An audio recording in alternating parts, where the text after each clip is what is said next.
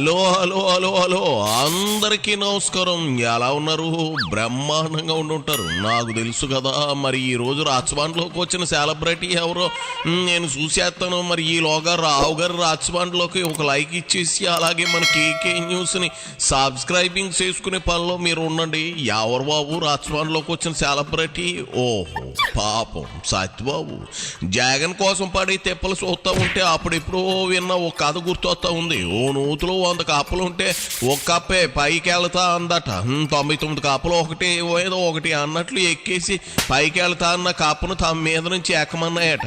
అంతే ఆ కాప ఒక్కొక్క కాపును కిందకి లాగుతూ పైకి ఎక్కాలని చూసిందట. చివరికి అంతా బావిలోనే ఉండిపోయి మిగిలిపోయారట. చివరాఖరికి కాపు ఉంది చూడు, అదే మరి బొత్స.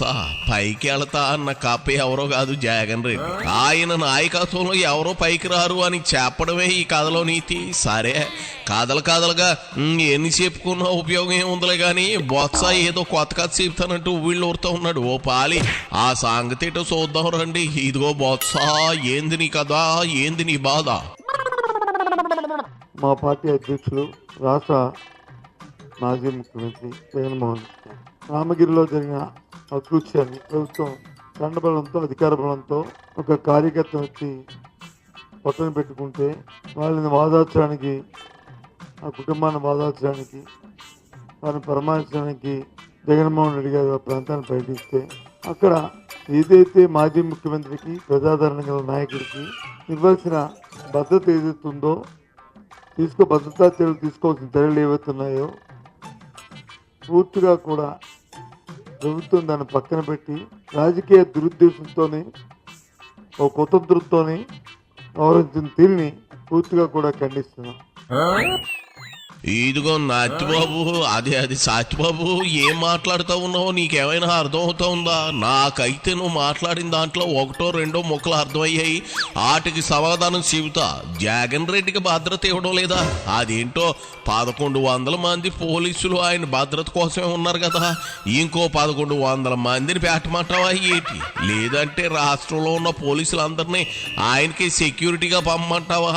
అయినా ప్రజాదరణ నాయకుడికి భయం ఎందుకు, సెక్యూరిటీ ఎందుకు?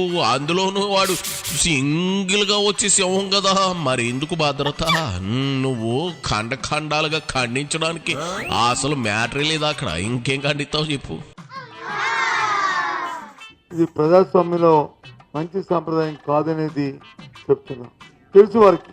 జగన్మోహన్ రెడ్డి గారు ఏ ప్రాంతానికి పోయినా రాష్ట్రంలో, రాయలసీమ కానీ, ఇటు ఉత్తరాంధ్ర కానీ, ఇటు కోస్తా కానీ, ఎక్కడికి వెళ్ళినా వేలాది మంది వస్తారనే విషయం తెలిసినప్పటికి కూడా పోలీస్ ప్రభుత్వ యంత్రాంగం నిర్లక్ష్యంగా ఓ దురుద్దేశంతో మరి ఆ భద్రత వైఫల్యం చేయడం అనేది చాలా శోచనీయం. మనం చూసాం సాక్షాత్తు ఆ ప్రాంతంలో ఉన్న పోలీసు అధికారులు అంటారు 1100 మందిని మేము వచ్చి సెక్యూరిటీకి కేటాయింపు చేశామంటారు.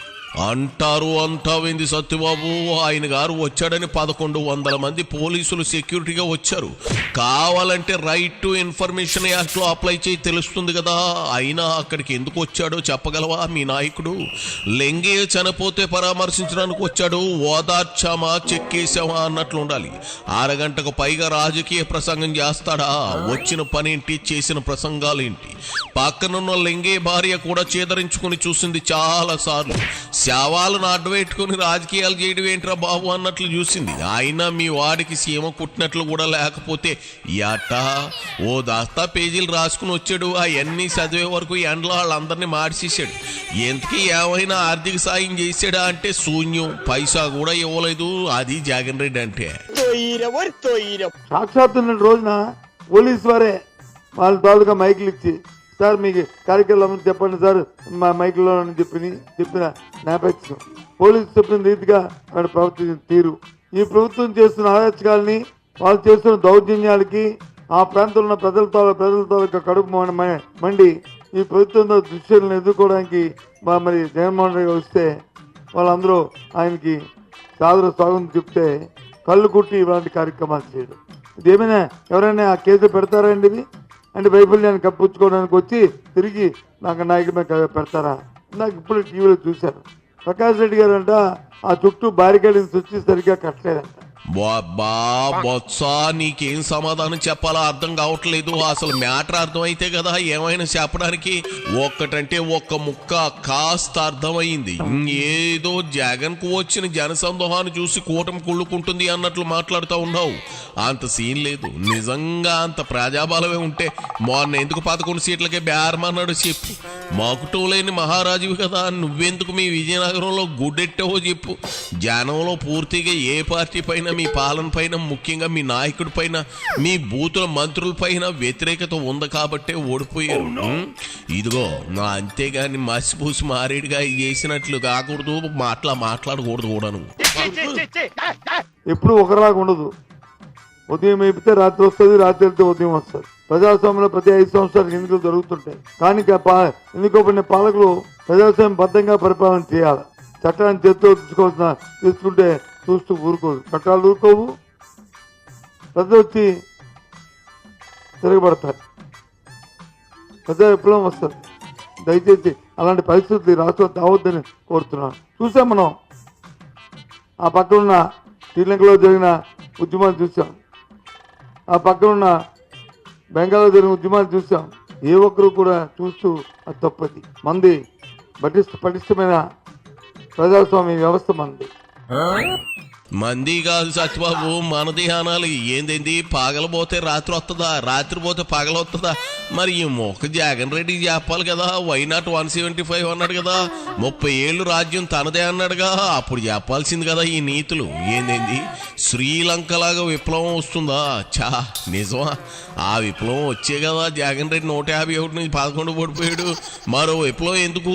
ఆ 11 కూడా లాగేద్దామనేనా? చూడు బొత్స, జగన్ రెడ్డి పాలనతో పోలికెట్టుకో.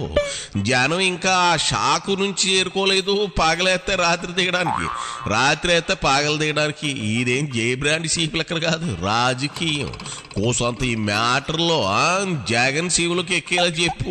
ఆయన హెలికాప్టర్లో తేడా ఉంటే పైలట్ ఎలా అక్కడి నుంచి హెలికాప్టర్లో వెళ్ళాడు? ఏం అతగాని మాత్రం ప్యానాలు కావా?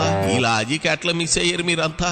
బుర్ర వాడండి బొత్స, బుర్ర కాస్తైనా వాడండి. సాలే, ఇక నువ్వు కూడా బయలుదేరు, నేను వెళ్తా. నీ నతి దెబ్బకి తలపోటు వచ్చేసింది. వెళ్ళి మసాజ్ చేయించుకుంటా. మీ అంబటి పార్లర్లో కాదులేవయ్యో. ఇగో నాకు అలవాటు లేదు, వస్తా. నువ్వు ఇంక సాధ్యాన్నం పెరుగన్నం తిని బొజ్జో బొత్స బొజ్జో, ఇక పో. అయిపోయి